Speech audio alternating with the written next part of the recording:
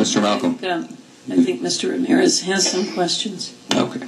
Thank you. First of all, thank you for being here. I did ask you to come and to explain your involvement and all of that and offer your testimony, whatever it might be.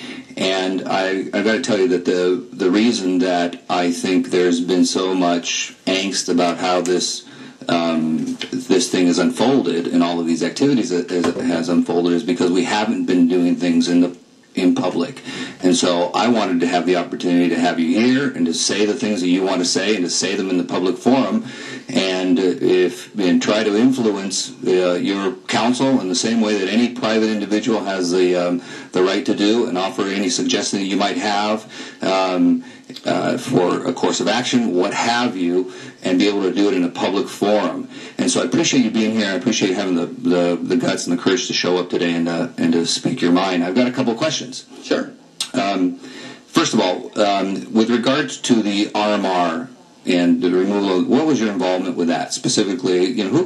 Start from the very beginning. Who contacted you? How did that work out?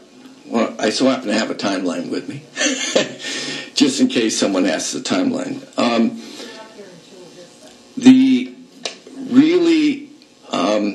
Someone who I didn't support and I never met before called me, Councilwoman Ben Susan, and wanted to figure out a way how we could bring down the power plant.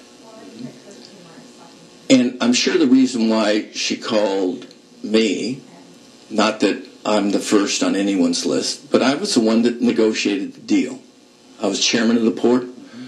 And matter of fact, your entire waterfront of several miles long in the wildlife refuge, Laura Hunter will tell you, it was me that negotiated that deal and signed it. And so she needed somebody who understood the contract and could help figure out a way to end this. The port was getting rent. I believe, personally, under the old leadership, not under Mr. Peters and under the new executive director, the port liked the income. The port could have ended this. That man over there asked the port that worked for Dynergy to end the power plant deal, and the port wouldn't do it. So he's the one that told me originally that they really want to get out of this. So I knew they wanted to do it. We just need to figure out legally how we could do it. So Councilwoman Ben Susan, who is not politically aligned with me at all, but wanting to get the power plant down, and knew the political attacks that she might receive by even calling and talking to me, asked for insight. I gave her that insight. We worked together on it with a lot of people, several people. Finally brought in Mr. Padilla. Mr. Padilla felt like he should sit in with me in those negotiations with Dynergy to end the contract. So I'm sorry, just to back up a little bit. What people? Several people. There are a lot of people involved. Who's involved? Laura Hunter, Mayor Cox, Steve Peace,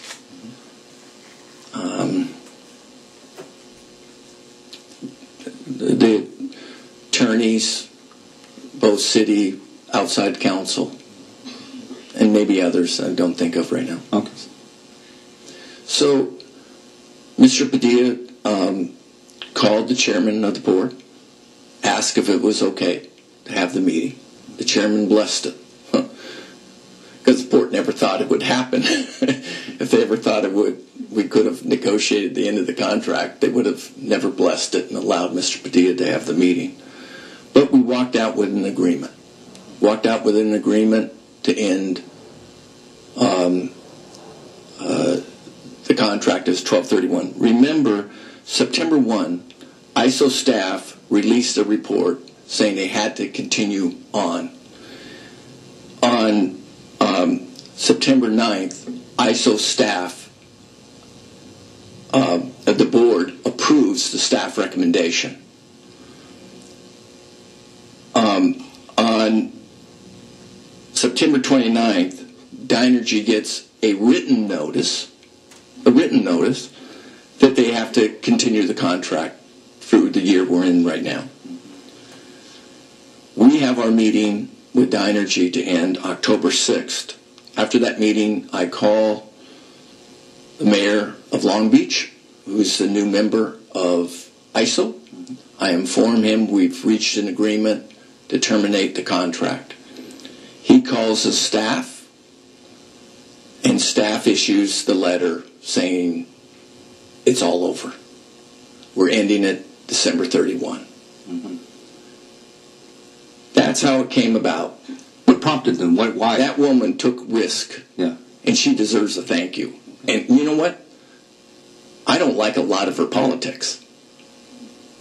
But she did Chula Vista a great deed. And the way that she's been treated is shameful in my mind. When you do good, you say you do good.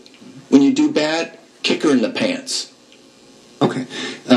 Now, how did it become? I mean, how did you begin to negotiate things? Though, I mean, who asked you to negotiate? I mean, did Jim Sandoval call you and ask you to negotiate? No. Okay.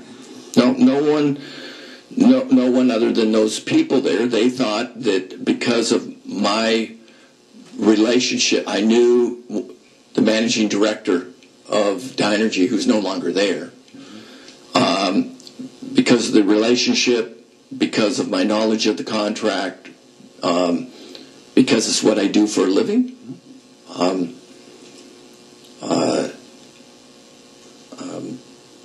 I was the one that was asked to go in and negotiate. And so what happened? What was it that made them? What did you say to them that made them decide that they were going to remove the RMR? Or what was the key? Well, like I said, I didn't think the negotiations. I don't want to take and brag about that I'm some great negotiator. I've done some pretty good and the power plant deal itself was over a $200 million deal, $115 million in cash and $100 million gift because the land came close to 200 acres because all the rights of ways were also included. But it wasn't a difficult negotiation. Mr. Padilla came out and said, "Wow, I can't believe it. This is cool. This wasn't as hard as I thought it was going to be." Of course, I told him he couldn't say anything, but they wanted out. They wanted it to be ended.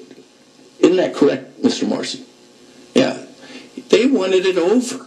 And you know what? They just needed someone to take the lead to help them get to the finish line.